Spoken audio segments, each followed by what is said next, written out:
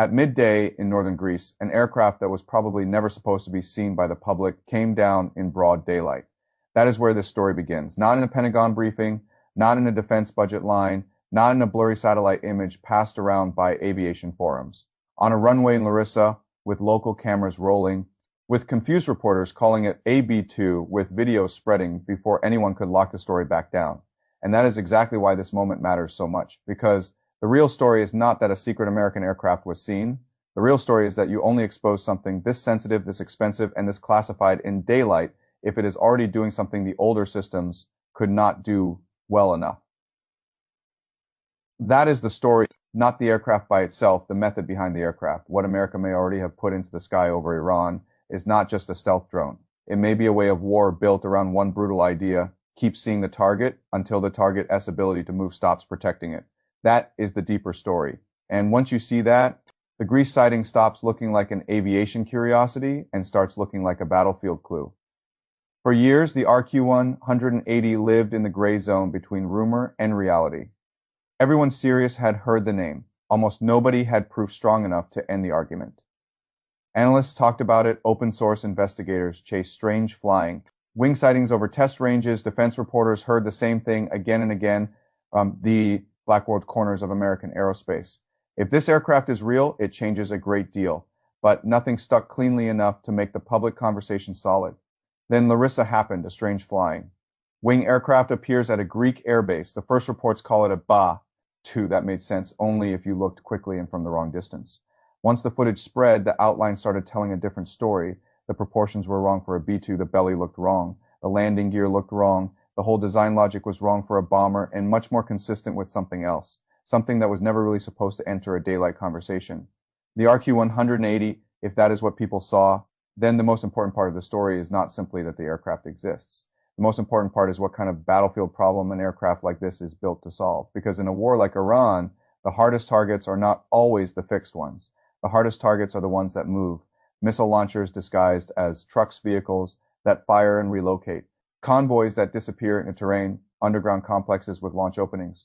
Units designed around one assumption: if they keep moving, if they keep blending, if they keep the targeting picture unstable, they live. That is the problem. And that problem has defined a huge part of modern war. The side with the missile survives by staying hard to hold in the picture. The side with the strike power wins only if it can keep the picture from breaking.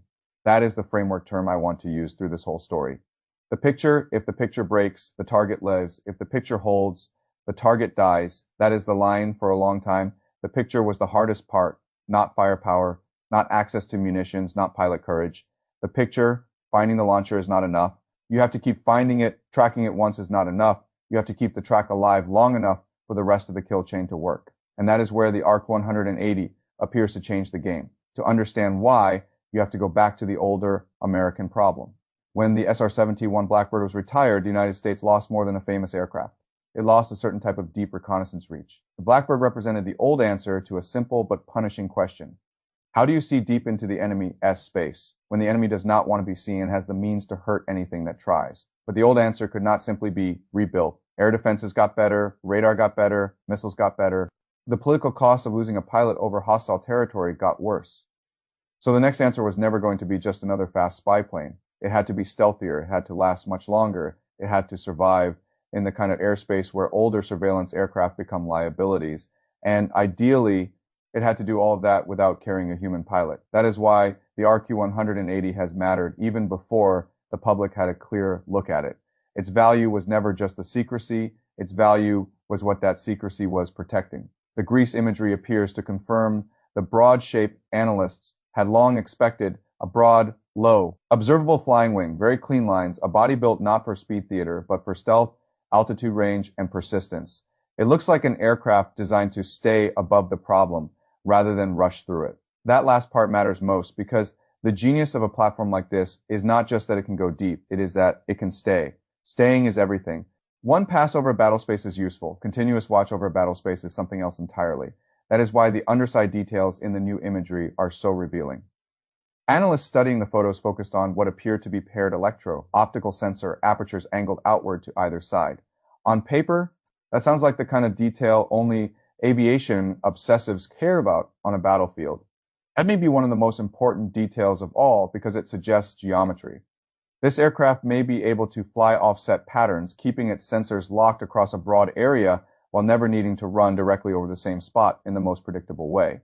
That means it can watch while reducing exposure, it can stare while staying hard to solve. Then comes the radar layer. A number of observers looking at the belly section and the internal volume of the aircraft reach the same conclusion. A platform like this almost certainly carries serious surveillance radar, likely including synthetic aperture radar and ground-moving target indicator capability. Those phrases sound technical, but they matter because of what they do to the picture. SAR gives you detailed images of terrain and fixed structures, even through darkness and bad weather. GMTI tells you what is moving across that terrain. In real time, put them together, and the picture stops being a snapshot. It becomes alive. You see the road, and you see the movement on the road. You see the launch site, and you see what just emerged from the launch site. You see the valley, and you see what is trying to use the valley as cover. That is a completely different level of battlefield awareness.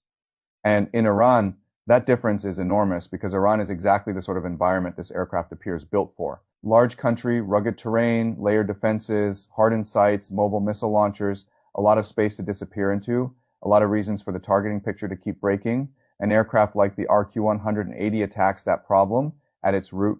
It does not just help you see, it helps you keep seeing. That is the real leap, not stealth by itself, not endurance by itself, not radar by itself. The fusion of stealth, endurance, and persistent sensing into one platform whose whole value lies in holding the picture together. And once the picture holds, the rest of the war speeds up. That is why I do not think the right framework for this aircraft is secret drone that undersells it.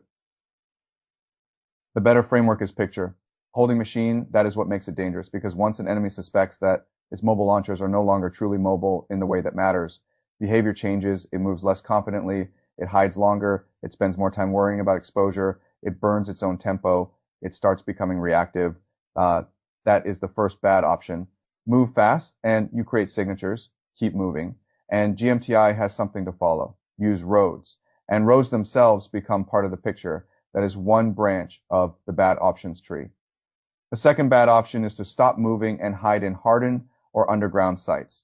That sounds safer, but it creates a different problem. Fixed locations can be mapped, openings can be watched, patterns can be learned. SAR is brutally useful against anything that relies on terrain and structure for concealment. The thing you thought was a safe static fallback becomes a site that can be revisited, revisualized, and queued for action later. The third bad option is to go dark for long periods, reduce movement, reduce emissions, slow everything down, and preserve the force that way. That protects survival in the narrow sense. But at a steep price, you lose tempo, you lose initiative, you reduce your own ability to act, you become alive, but less dangerous. That is the trap. If moving exposes you, hiding maps you, and slowing down strips your initiative, then the platform overhead is not just collecting intelligence, it is changing the behavior of the entire force below it. That is what a truly advanced surveillance platform does. It does not simply help you kill, it helps you bend the enemy-s decisions before the kill even arrives. That is why Larissa matters so much, because Larissa was not random. The base has hosted American assets before. It sits where it makes operational sense for broader activity tied to the Eastern Mediterranean and the Middle East. Local reporting suggested the aircraft may have come down because of a technical issue, if that is true. It explains why something so deeply secret would appear in broad daylight where civilians could film it in the first place. This may not have been a reveal, it may have been a mistake forced by circumstance, and mistakes like that are often more valuable than briefings because they reveal what was already in motion.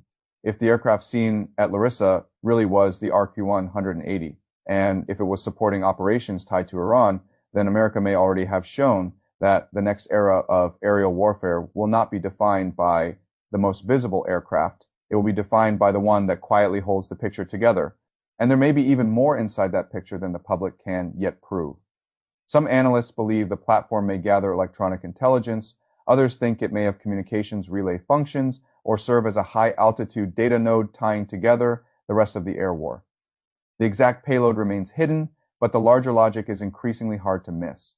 This is probably not just a stealth aircraft with good sensors. It is likely part of a bigger warfighting architecture, a platform designed to keep seeing, and feed that continuity into the wider system around it.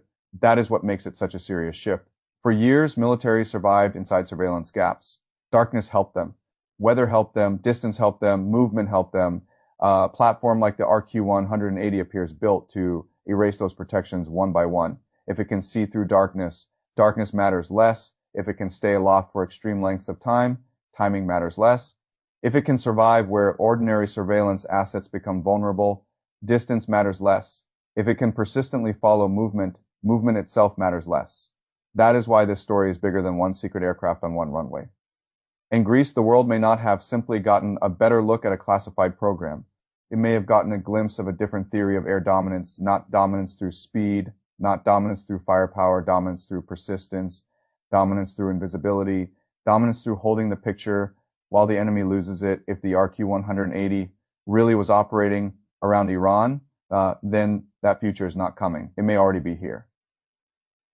And if that is true, then the outside world did not just catch America as most secret drone on camera. It caught the outline of a new way of war.